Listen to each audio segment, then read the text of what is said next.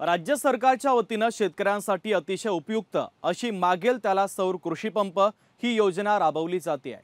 शेतकऱ्यांना दिवसा अखंडित असा वीज पुरवठा उपलब्ध व्हावा, दिवसा सिंचन करणं सोयीचं व्हावं, वीज बिलापासून मुक्तता मिळावी आणि लोड शेडिंगची चिंता नसावी या उद्देशानं ही योजना राबवली जाते आहे।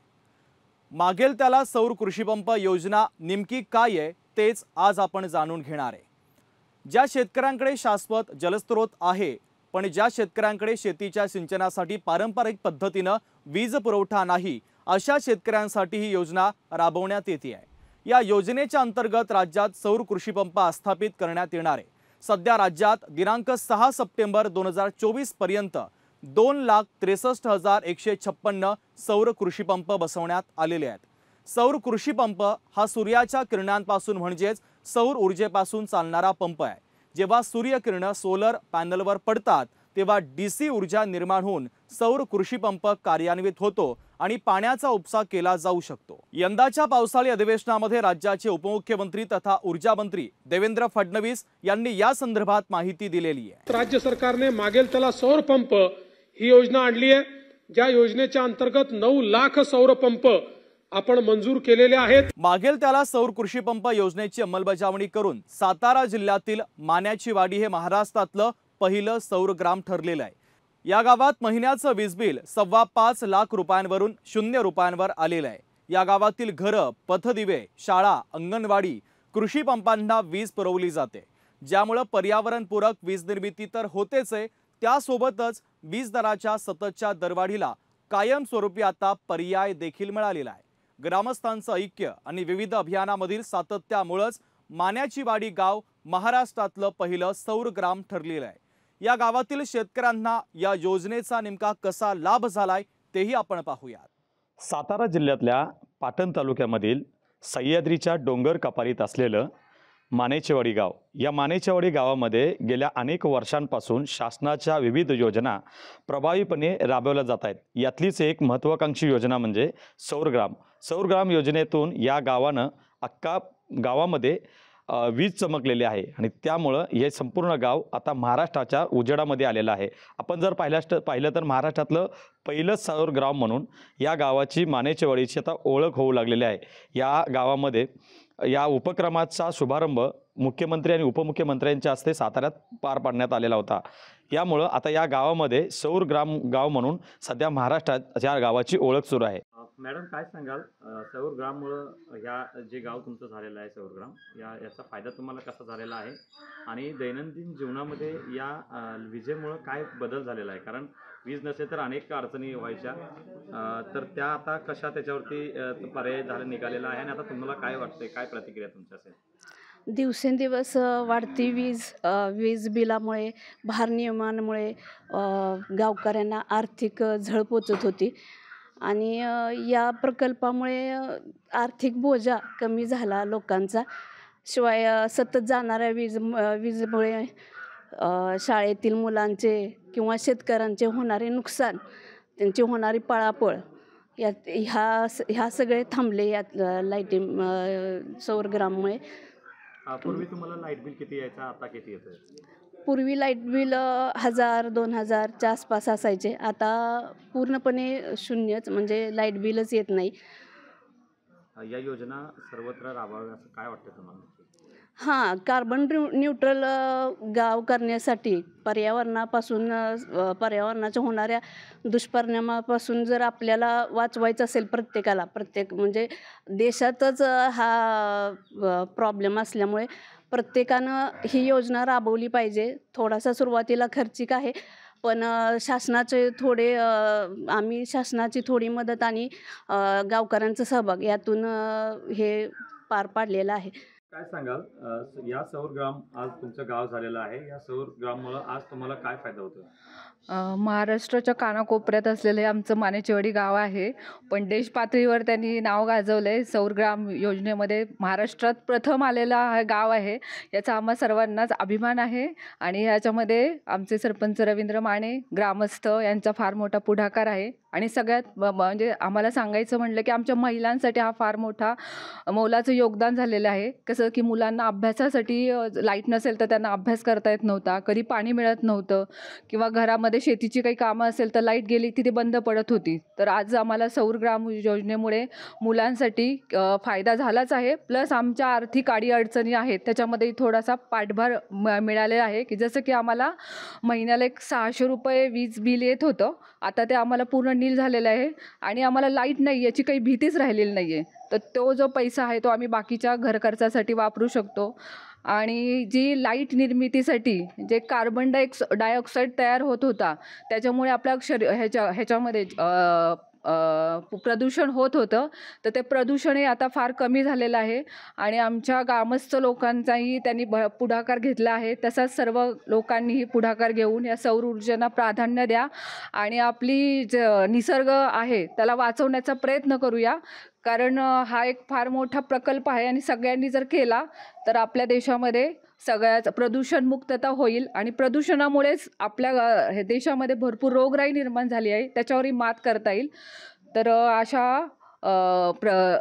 ह्याच्यामुळे सौर ग्राममुळे आमच्या महिलांना खूप मोठा फायदा झालेला आहे, एवढंच मी सांगू इच्छिते. सर काय सांगाल सौर ग्राम योजनेसाठी तुम्ही कसा काय हे योजना तुम्ही आखली आणि या योजनेसाठी तुम्हाला काय काय जे तुम्हाला फॉलो करावं लागलं योजनेसाठी, कागदपत्र असतील किंवा वेळ मर्यादा कशी होती, टेंडरिंग तुम्ही कसं पद्धतीने केलं, या सगळ्या संदर्भामध्ये तुम्ही काय सांगाल? नमस्ते, मी विठ्ठल रामचंद्र माने, चेअरमन विकास सोसायटी मानेचीवाडी. सर, आमचं गाव ज्यावेळेस सोलर ग्राम करायचा विचार ठरला त्यावेळेस आम्ही ग्रामपंचायतीच्या पोर्टलवरून टेंडर पाठवली. त्याच्यामध्ये टाटावाल्यांनी आमचं टेंडर पास केलं आणि ते टेंडर पास केल्यानंतर आमच्या गावामध्ये 1-2 महिन्यामध्ये आमचा हा प्रोजेक्ट उभा राहिला. त्याच्यासाठी प्रधानमंत्री सूर्यघर योजना प्रधानमंत्री सूर्यघर योजना, लोकांचा सहभाग याच्यातून हा प्रोजेक्ट आमचा उभा राहिलेला आहे. या योजनेसाठी सौर पॅनल तयार करण्यासाठी वीज कोणकोणती उपकरणं वापरली गेली आणि ही जी उपकरणं आहेत विजेचा वापर तुम्ही कसा करता? या सोलर पॅनलवरती आमच्याकडे पाणी पुरवठ्याची विहीर, आमच्याकडे पिठाची गिरणी आणि रेग्युलर वापरासाठी जी घरामध्ये लागणारी वीज आहे याचा या सोलरच्या ह्याच्यावरती आम्ही वापर केलेला आहे सगळ्याचा. वीज निर्मिती जी होती ती पूर्वी किती बिल यायचा, आता किती येतोय? आणि महत्त्वाचा प्रश्न म्हणजे तुम्ही पूर्वी वीज तयार किती आता युनिट करताय पॅनल आणि तुम्ही वापर किती करता आणि तो तुम्ही बाहेर MSEBीला किती विकता? सरासरी बघितलं तर प्रत्येक कुटुंबाला प्रत्येक महिन्याकाठी एक 500 ते 600 रुपये बिल यायचं.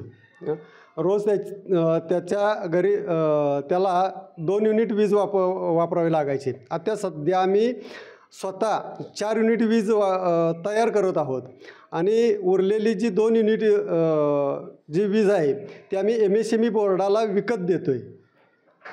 या सगळ्या योजनेसाठी तुम्ही कोणकोणती कागदपत्र तुम्हाला द्यावी लागली?